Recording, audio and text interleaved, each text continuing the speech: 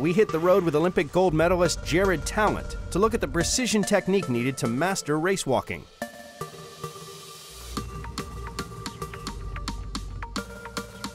My name's Jared Tallent. I'm a race walker. I compete in a 20-kilometre and a 50-kilometre walk. I went to my first Olympics in 2008 and won a silver and a bronze medal. And 2012 Olympics, I backed that up with a gold medal in 50K.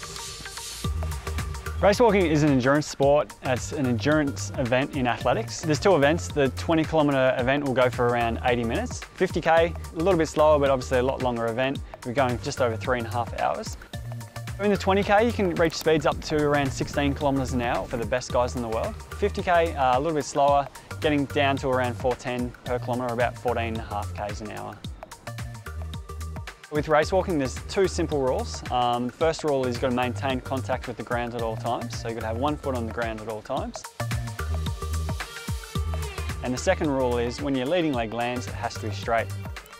That's what defines the difference between walking and running. Running, you'll land with a bent knee, and also you'll have both feet off the ground during the gait.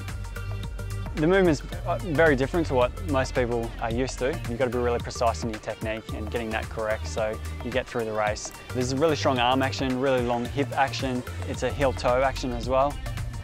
Arm movement is very important. You get a lot of drive from your arms. So you use sort of like an L shape, and your arms are held a lot lower than what you would if you were running. You don't get much impact on the ground as compared to what you would if you were running. Running, you probably get about 5 times your body weight going through the ground. For race walking, it's only about 2 to 3 times, so it's actually a little bit easier on the body. On a typical day, it's usually get up around 7:30, head out training about an hour to 2 hours later.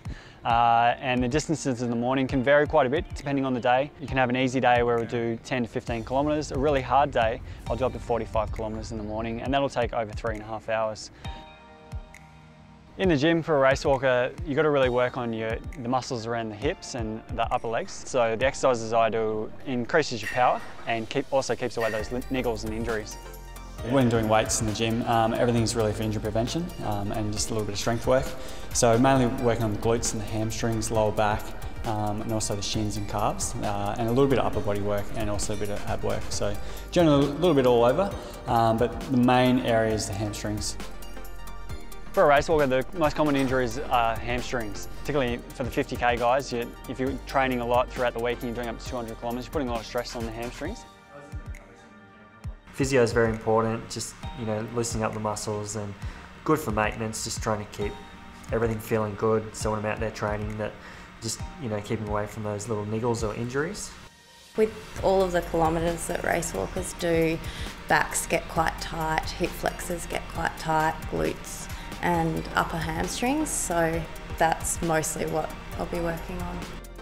Stretching is really important, particularly for technique, because technique's so vital in the sport, and obviously you don't want to get disqualified. Doing a lot of stretching just to keep my hips loose, my hamstrings, just so I can get more rotation in my hips and makes my technique look better.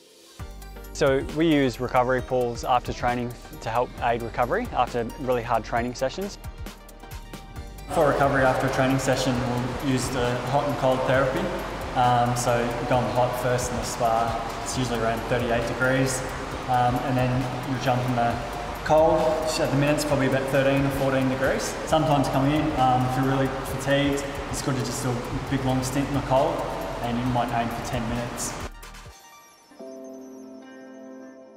London 2012 was a mixed experience. Went into those games with high hopes in the 50K, came second across the line and got the silver medal, and was beaten by a Russian.